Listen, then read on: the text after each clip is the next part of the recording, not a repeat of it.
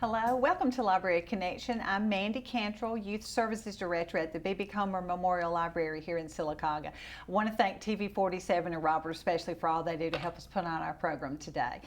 Today I'm talking with Jennifer Rosato. She is the Executive Director of Teaching and Learning with the Sylacauga City Schools. So thank you, Jennifer, for joining me today. Thank you for having me. I'm excited to be here. I know y'all are so busy getting the reopening of school and lots of things going on, even a summer camp going on this summer. So a lot going on. We have a lot to talk about. We do. We met, I think, with a group last spring before all the COVID-19 started about the Alabama Literacy Act. That is, I know you've probably heard about it.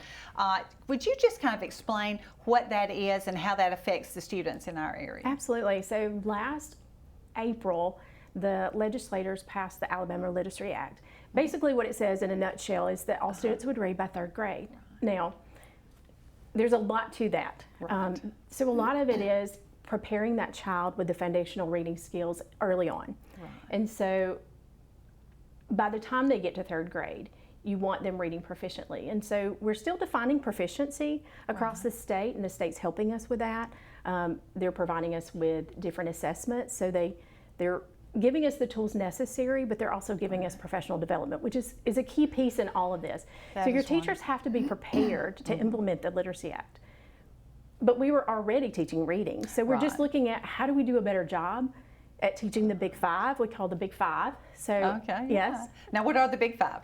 So phonological awareness is the basics. Yes. You know, hearing those sounds, you know, associating those sounds to letters. And then phonics, and then you move to fluency, and then vocabulary, and then comprehension. So you have to have all the four first pieces so that you can comprehend what you're reading. And so that's been our focus this past school year, is getting those pieces right and making sure that our instruction for all students in all grades, but specifically K-3, those foundational reading years, that we're getting those correct. That's great, and I'm glad this doesn't just start in third grade. It's not like you wait. Yes, it starts when they start school and building those foundations. And, we were talking just before we came on the air. It's not so much pressure on it's not pressure on the children or anything. It's equipping the teachers to know how to identify learning difficulties. I don't know that I know the correct terminology, and helping the teachers learn how. There's no one way to teach reading. No, there's not. A lot of what you hear in the Literacy Act is they call the science of reading. So understanding the science of reading, which is not one definition from one field. It's a body of research and evidence that tells us that those Big Five are important. But within that, you see the dyslexia terminology, which goes back to October of 2015 when they added it to the Alabama Administrative Code. So we've been doing things for several years because of the dyslexia wording and those things that they added back in 2015. So screening being the first thing that we do is, you know, early on in the school year, we use our assessments to determine, you know, which students need a little bit more help.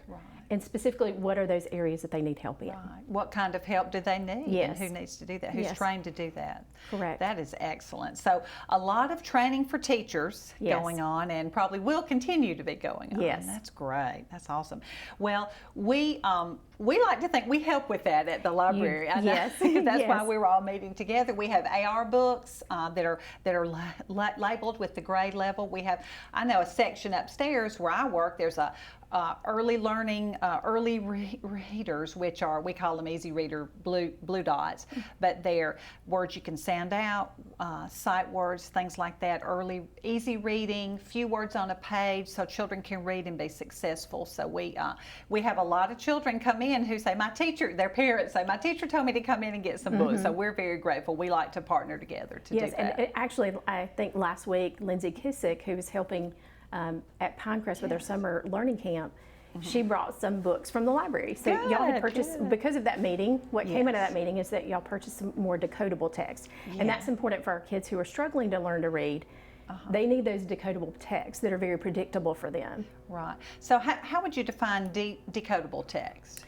Words that they can take and actually break apart. Okay. So familiar words that are easily decodable. So just knowing the code, they can, you know, read those words and read those books easily. And it's great to start with those books that are smaller so they can read an entire book, be successful, and proud of what they've done, and move on to a little bit harder books.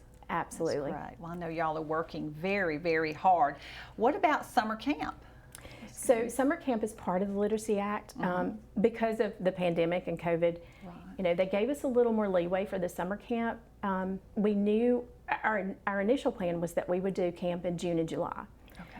But with the pandemic, we were not able to start in June, but we still wanted to provide, especially since our students, we hadn't seen them in 5 months. Oh, yes. We especially wanted to still be able to offer the summer learning camp or the literacy camp. And so the students were already identified before we ever got out. Back in March. We already knew which kids we wanted to target and invite to our camp. Good. And so we were able to, we invited 85. We were averaging somewhere around 30 or 32 students, which is still great. Yes. But it's been really good. It's a good experience for them. That's great. And I think we have some slides at the camp that you were doing, or still are doing. Are you doing at Pinecrest right now? Okay, great. Just kind of tell us what's going on each of those. So this is one of our classrooms, and you can see this is Miss Harmon, and she has our group of students. These students were getting a reading intervention program that actually the state provided for us this school year. We're actually identified as a dyslexia learning lab site for our region. And so we use the Sunday system, which is an Orton Gillingham based program. We are really loving this program, and we're seeing the difference that it makes for our students. This is Miss Flora. She has a group of students in her classroom. So they're grouped by their needs and their actual strengths and weaknesses. So we're, they're all learning together at the same pace. Great, great. There's some more. Miss Barton. Miss Barton with her group of students. This is a mixed group where we have a teacher and instructional assistant. That group is a little bit larger, but the instructional assistant has also been trained in the program, so she's been very beneficial for us this school year in teaching and helping in assisting those teachers in teaching the program. So she was able to step in with this teacher. That's great. And teach. This is Miss Kearse with her group. Oh, it's hard to tell. They're so I small, know. but that's okay. That's Miss Hachet. Yes, Miss Hachet. And this is another group where we were able to utilize one of our instructional assistants in the classroom.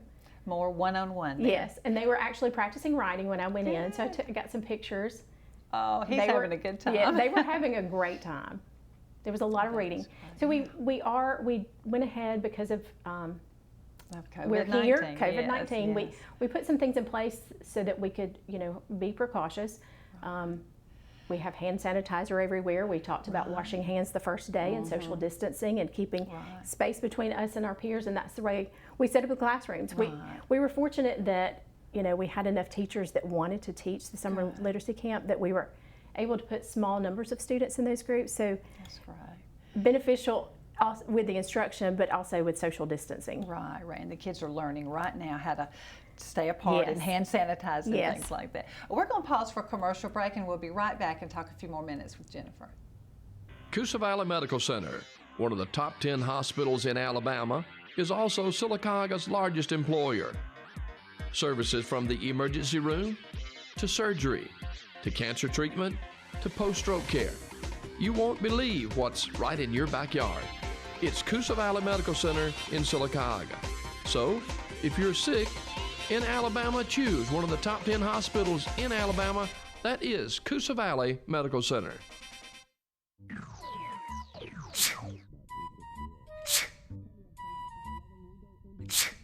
Home making you sick? Moisture and unsafe air from your crawl space can infiltrate your home, causing health hazards and high utility bills.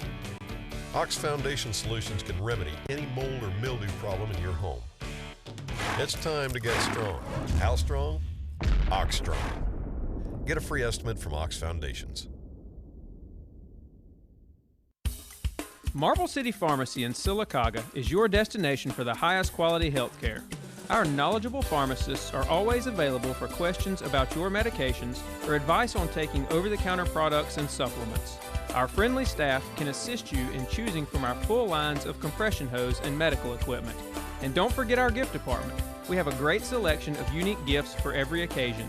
Stop by and see us today. Marble City Pharmacy, here for life.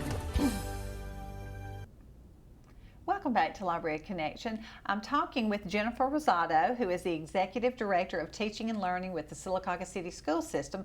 We've been talking about the Alabama Literacy Act and about summer camp. Yes. I was just so excited with the summer camp. The children look like they're having a great time, learning a lot. Yes. And I know that's not all that can be done. That's something y'all will do every summer. Yes. I believe. As part of the Literacy Act, we're required to do a summer learning camp. And so we're supposed to target specific students. Right. It's supposed to be 70 hours. We're not going to quite hit 70 hours, but that was okay Yes. this summer, but that will be the requirement from here on out. And, you know, even your selection of teachers has to meet a certain requirements according to the Literacy Act. How are they selected, the So teachers? you want teachers who have already taught those specific programs, those explicit programs. So Sunday system, we looked at teachers that were already teaching in that program this school year, or those that had already been trained. And so we also look at their professional development and actually their performance throughout the school year. You know, are they what we call our reading experts in the field within the school?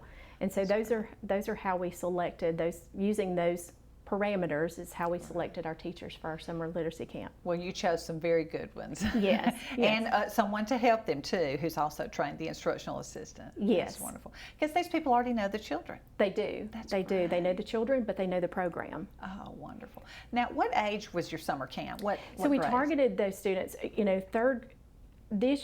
past years, first graders would be that first group of students who, you know, if they weren't proficient, would be the ones that would be retained. Right. And so we wanted to target those students and that our first graders moving to second grade, but we also wanted to target those students who were second and third graders moving up to the next grade. So we wanted to give them all an opportunity to get some extra instruction this summer using our program. That's wonderful. It's a great, just wonderful that they would spend their summer doing that. I know the classroom people enjoy what they do. They love teaching, and the kids have had a blast. I know. Yes. Well, I know the teachers were anxious to see students again. I bet that's right. They hadn't seen them since March. Yes. So it was exciting for students to see their faces as they got out of the cars the first morning, but then the teachers just to be able to interact with students again was exciting. Is there a cost for the camp? No, it is no cost to parents. No cost to parents at all. The State Department will help school systems with future funding. We didn't get funding this school year, but in future years we will get funding for that summer camp. That's great. All right. And it was at Pinecrest this year. Yes. Because that's where. Yes. We wanted to house it in one building. I know that those students weren't familiar with Pinecrest, but Miss Paula Bruno was there the first morning to get them out of the car, so they saw that familiar face. That's wonderful. That's wonderful. Well, what can parents do? I know the school is doing this, and you know, like I said, we have books available. What can parents do to help their children who might be struggling? I guess the first thing is knowing what your student is struggling with. Right. And those are communications that you can have with the teacher. The classroom teacher knows that student the best. Right. They know how they're doing day to day, but they know their assessments and what their deficits are. Right. And so just talking to the teacher and talking how specifically can I help my child? You know, we talked about the big five already, and you want to target. If it's phonological awareness, you want to do things that are going to benefit that child and help that child in that area. Right. And so, again, just knowing what those deficits are and directly doing things that are related to those deficits. That's right. That's right. And I know sometimes we don't know what phonological awareness means, but it's really very simple when you talk to your classroom teacher. She can tell you specifically things to do. Yes. You can look it up. Yes. I have looked it up, so to kind of know what to do. I was going to mention too, we have AR books. We have lots of books to check out. Your first library card is free. We have e-books available also. That if you have a library card, you can get those. So, because I know a lot of people don't want to come into public places. At the library, we are open, but call us if you have some books you want. We can choose them. Come through our drive-through. We have a new drive-through now. We're very excited about. So you can come through the drive-through and get some books. So there's a way to get books. There's a way to get help from your teacher. Of course, I know they email and all of that. A lot of things going on that are wonderful. We have tools already on our websites. I know Indian Valley and Pinecrest both have like a parent resource page. So there's tools and websites, different resources there for parents. But if there's not something that you find on our resource page on our website, the teacher is your best resource. Right. That is great. All right. Now, I guess we'll talk a little bit about reopening school. I know that has been the topic on everyone's mind. What is going on? And I know sometimes that changes very quickly depending on the circumstances. But I saw the article on Facebook that came out Friday. Friday, yes. Yes. A wonderful plan y'all have come up with. Thank you. A lot of thought. Yes. Into that. We wanted to provide families with options so that, you know, if a family did not feel comfortable sending their child back to school, you know, what could they do? Right. We want to provide the best instruction, the best education possible, no matter what option a family chooses. So we want to meet them where their needs are. That's great. That's great. And I know we have 3 options, option A, B, and C, and I think we have a slide on that too. There it is. Okay. Yes. Let's start with option A, traditional school. Sure. You know, if a parent chooses to send their child back to school, we're going to have that traditional school model. Right. Of course, you know, we're going to have some precautions in place just because of the times we're in, but we want that school day to look like it did back in the spring before we let out. Right. With a few exceptions in place. Sure.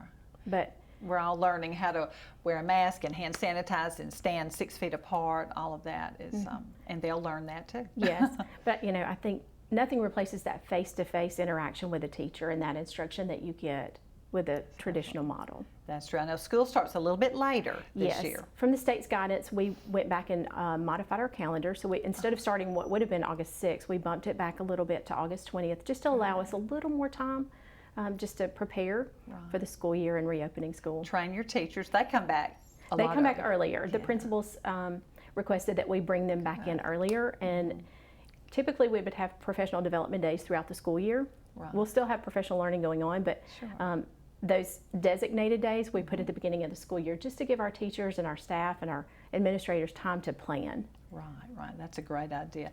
Well, before we go on to the next 2 ways you can learn, we're going to pause for a commercial break, and I'll be right back and talk some more with Jennifer. Coosa Valley Medical Center, one of the top 10 hospitals in Alabama, is also Sylacauga's largest employer. Services from the emergency room to surgery to cancer treatment to post-stroke care. You won't believe what's right in your backyard. It's Coosa Valley Medical Center in Sylacauga. So, if you're sick in Alabama, choose one of the top 10 hospitals in Alabama. That is Coosa Valley Medical Center.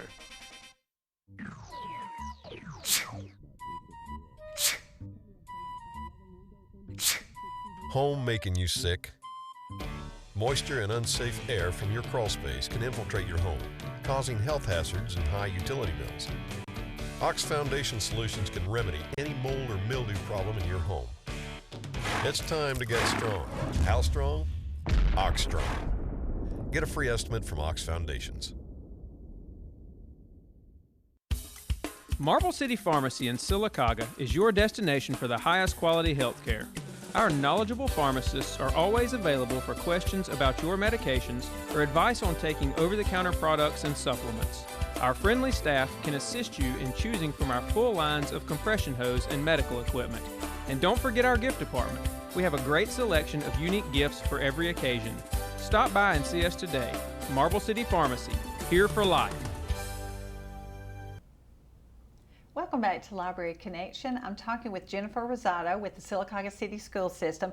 We were talking about the different ways that school will open in the beginning. I know we talked about option A. Now I want to talk for a minute before we get on to B and C. Where can parents go to find out this information? So we've got the post that we released on Friday on Facebook. Right. So you can go to our social media page on Facebook and find the information about the different options that are available. We will also be releasing a video this afternoon that just helps explain the different options for families before they make a decision. But along with that video, we'll also release a survey.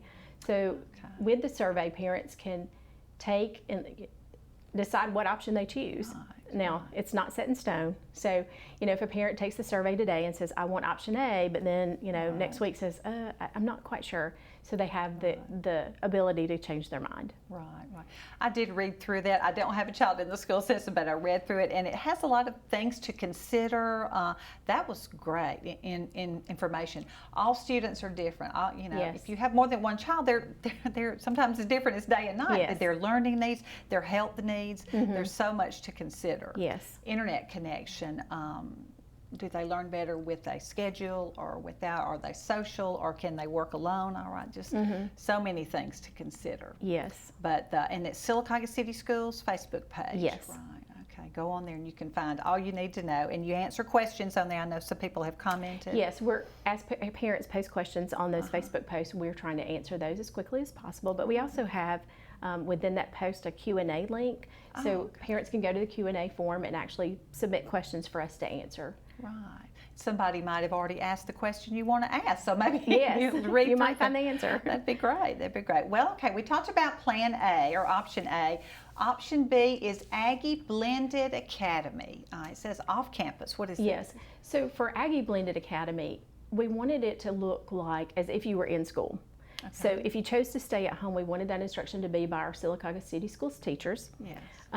And when I say blended, it's going to be very blended because it will look different at every school. Sure. I imagine at the elementary level, we may have students who choose that blended option, and there is a designated teacher who's sitting in a classroom with no students.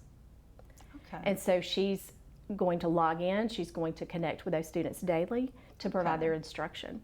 Okay. Now at the middle school level, it might be a teacher who has a few students in her classroom, but she turns on her computer, and the students log in at the same time, and they're interacting with their classroom as if they were sitting there. Okay, that's great. Wow, but a lot of training goes into all that, I'm sure. But their schools are up for it. I know city schools are. That's great.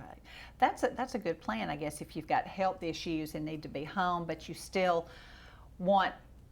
It's not in person, but as close as it can be. But I've heard parents say that their child still needs that structure of a daily routine. So this would provide that for students. I've had questions about, well, would they log in at 8 o'clock and then get off at 3? Well, there's scheduled breaks throughout the day. We still have lunch, and we would have transitions between classes. So that would provide the child a break. It wouldn't be expected that they would log in at 8 a.m. and then get off at 3. They're not working for a solid 8 hours. But it would provide, again, that structure for students who need that structure. With a familiar face, a teacher who they already know. That's great. Now, it says they must participate in classroom tests, school-wide and state assessments on campus, things like that. Yes. So if a student chooses that blended option or a parent chooses that blended option, then for classroom tests, now I know classroom tests can vary, especially at the middle school. We might have a science test on Monday, an English test on Wednesday. Yeah. We're going to try to make it convenient so that there would be a scheduled time that the parent could bring the child and they could come and take all their assessments for the week. Right. I know at the elementary level we're pretty accustomed to doing Friday assessments. Oh yeah. So we would probably bring that child in for a scheduled time. Again, taking precautions for those children coming in, trying to keep them away from the other students in the other classrooms, but we're still required to do state assessments and school-wide assessments. So those are still required no matter what option you choose. Sure. Now, Aggie Virtual Academy is the last option. Tell me about that. That's strictly off campus, right? It is. It's off campus. This would not be provided by our teachers. It is an online platform that the state has provided. So it's Schools PLP. It covers grades kindergarten through 12th grade. There is all sorts of courses that students can take. It'll be self-paced. So, if a student wants to start their school day at 3 p.m., they can. Right. So they have to be motivated and self-driven, but it gives them a lot of flexibility because I know some parents still have to go to work. Right. So, if they wanted their child to log in later in the day, then they could do the virtual academy and have it at the flexibility of what works for their family schedule. Right. That's wonderful. It sounds like you've thought of everything, every possible, and I know there are things built in here if something happens, if school has to close, you've got a plan. I know in March, everybody was caught off guard. We were, and we just did the best we could. You did an excellent job. In a moment's notice. Yes, but that's great. But, things... We pray that will not happen, but but we have a plan in place for that. And I know some school systems have already decided to go virtual for the first 9 weeks, and not have their students return. And we hesitated to do that because we felt it was so important to have students back if those parents chose to bring them back. Right. A lot of kids are very social. My girls are, I know, Yes. and love being with people. And even if you're not, that's okay. Everybody learns a Right. different way. They and do. would be their happiest and at their best wherever they are. I know I read when they get to the high school level and they're playing sports or band or different things, they can still choose from one. If they choose one of these, they can still participate in that. But Absolutely. if you're in band, you have to come to band practice. If you're playing Yes. football, you have to go to football practice Right. and strength and So training. we wanted those students to still have the opportunity to be involved in those activities. So they would just participate. You know, if they were a football player and they wanted to play football, then they would come to that strength and conditioning class, which is at the end of the day. So Okay. they come for that and then stay for practice afterwards. Okay, great. Looks like y'all have thought of everything. Sounds like.